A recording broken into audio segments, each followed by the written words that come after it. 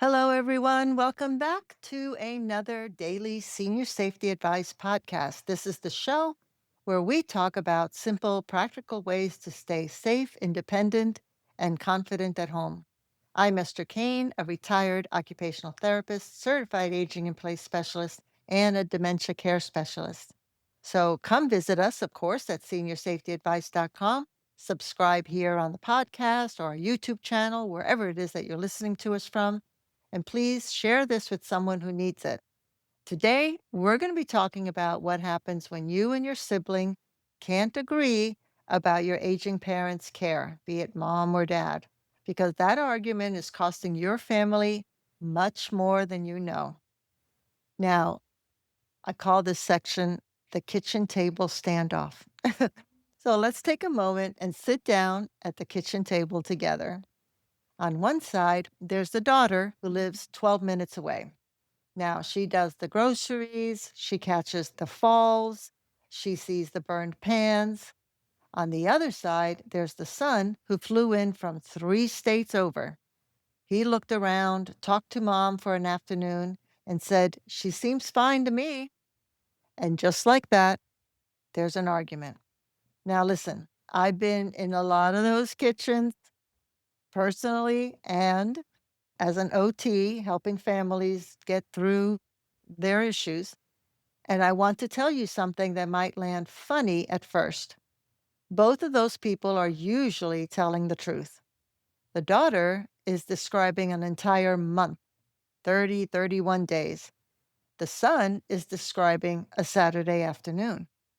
And your mother, bless her, put on her good sweater and her best self for that Saturday afternoon. My mother used to do that all the time. She's been doing that her entire life. She's not lying to him. She's just being a mother. So before we get anywhere near who decides, we have to deal with that. You two aren't looking at the same woman, you're looking at different slices of her. We have a name for this in my field as an OT. We call it show timing. A person who can hold it together beautifully for an hour or an afternoon in front of company and then be exhausted and confused for the rest of the day. It is not manipulation. It is a lifetime of habit rising to meet an occasion. It is also the single biggest reason that siblings end up shouting at each other, besides, of course, the issue of money. So, here's the thing about the argument that you are having. It's almost never about the thing that you're arguing about. You think you're fighting about assisted living. Well, you're not. You're fighting about who mom loved best in 1984. I'm being a little playful here, but honestly, just a little. The brother who fights the hardest to keep everything exactly the same is often the one carrying the most guilt for being far away. The sister who's pushing to move mom tomorrow is often just tired, bone tired, and nobody has said thank you in 2 years. And there's a fear underneath it all that nobody says out loud. The fear is if we change something, that means that she's really declining. So one of you fights change to keep the decline from being true. Now, none of that makes you bad people. That's absolutely for sure. It just makes you her kids. But you can't solve a grief problem with a logistics argument. And that's what most families are trying to do. All right, let me repeat that again. You can't solve a grief problem with a logistics argument. That's what most families are actually trying to do. All right, so let's answer the question in the title of this podcast or the information of this podcast. I don't want to dance around it. Your mother decides if she can understand her situation, if she can weigh her choices and tell you what she wants, then she is the one who should decide. Full stop. Not the oldest child, not the closest child, not the one who does the most, and not the loudest one at the table. And I'll say the hard part too. She is allowed to make a choice you think is a bad one. Your mom is allowed to make a choice, to make up her mind, even if you think it's a bad decision. Adults get to do that. You've made a few yourself. Admit it. Now, if she truly cannot make that decision anymore, and that's a real medical question, you'd have to make sure it's not just, I think mom is losing it. No, you want to make sure that she is unable to make a decision like that anymore. It's not a thing that you get to decide because you disagree with her. Then it goes to whoever she named in her healthcare power of attorney, and hopefully she did that. She picked that person on purpose back when she could. And if there's no document at all, then your state has a law with a list, and the family fills in the blanks around it. It is messy, it is slow, and it is expensive, and it ends up in front of people who have never met your mother. That's not a threat, it's just how it is. It's just what happens. I'm not an attorney. This is not legal advice. Every state writes these rules a little differently. So it's worth an hour with an elder law attorney to know exactly where your family stands. But here's what I really want you to hear. Notice how little of that list is about you and your sister or your brother. In the whole chain of who decides, the two of you barely appear. You are not the deciders, you are the support crew. Ask your mother this directly while she can still answer. If you couldn't speak for yourself, who would you want speaking for you? Then, and this is the part that a lot of families skip, have her say it out loud in front of both of you. A name on a form gets argued with. A name your mother said to your face in her own voice is much harder to fight. And hey, if you want to film it, that might be another thing. So let's take a moment here because this is where it gets the hardest.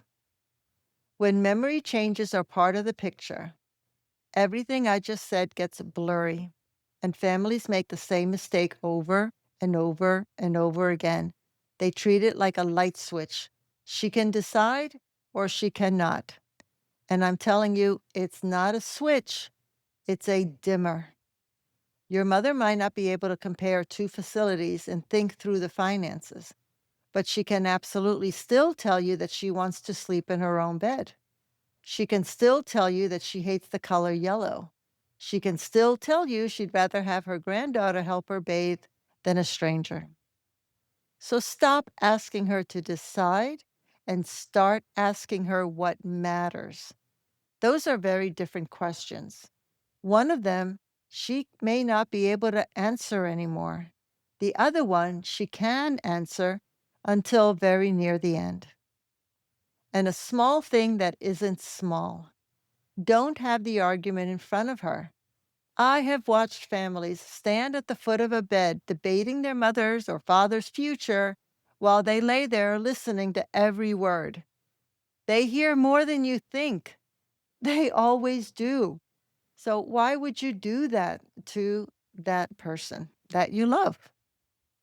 Okay. So what do you actually do? All right. First, get a third party in the room. That's always a good idea. Not a referee, just someone with no history in your family, a mediator kind of thing. It could be her doctor, could be a geriatric care manager, an occupational therapist. When a professional says the same sentence that the sister has been saying for a year, the faraway brother suddenly hears it. That's not fair. It's just true, and you can use it. It just seems to be human nature.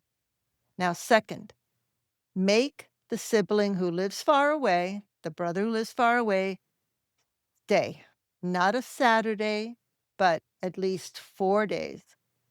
Let him do the pills. Let him handle the 2 in the morning calls. The argument usually ends somewhere around day 3 without anyone necessarily winning it. 4 days is a good amount of time to see what is really going on. Now, third, shrink the fight.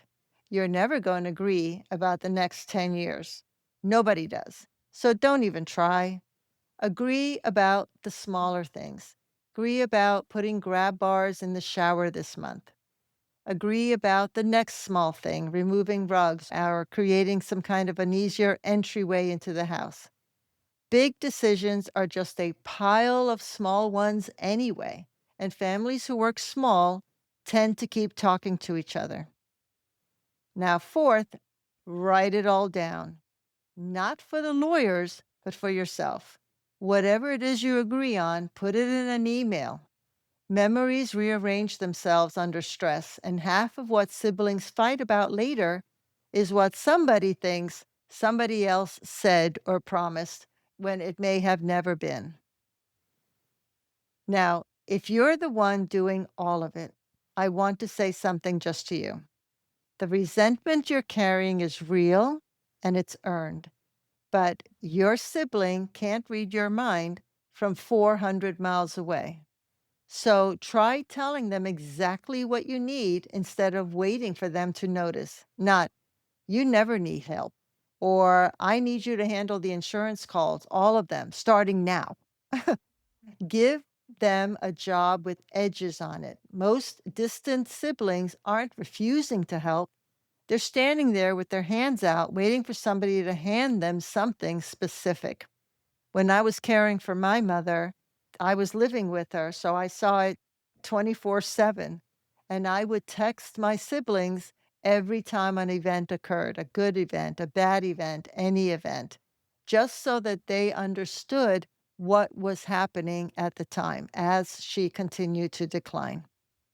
1, so it's not a big surprise, and 2, so that they can be included in any decisions we had to make depending on everything that they're seeing about me telling them about what's going on. All right. Now let's take a moment and finish here where we started. You and your sibling are on the same side. You just can't see it right now because you're standing so close to each other that all you can see is each other. So I'm telling you, step back a little bit. Look where your sibling is looking. Look at your mother. It's been your mother this whole time. So here's what I'd love for you to do this week. Don't call your sibling to settle an argument. Call them and ask one question. What are you most afraid of here? Then be quiet and let them answer. I think you'll be surprised. I think the answer is going to sound an awful lot like yours. And when this is all over one day, and it will be all over one day, you're going to want each other. You're going to need to be there for each other. So please don't spend your parents' last years losing a sibling or fighting with your sibling. And you can do this. I really, really believe that. Been there, done that, and seen it come out on the other side. All right. I want to thank you so much for spending this time with me today. I hope that this episode was useful for you. It does mean a lot that I can share this information and all my experience with you. If you'd like more practical tips and resources, then come visit us at seniorsafetyadvice.com. And if you're looking for a professional for senior care services or aging in place, then please look at aginginplacedirectory.com. Subscribe to this podcast and to our YouTube channel, wherever it is that you're listening to, so that not only do you never miss an episode, but every subscriber, every like, every comment helps us to get in front of other people who can use this information. So take good care of yourself, take good care of each other, and I'll see you next time.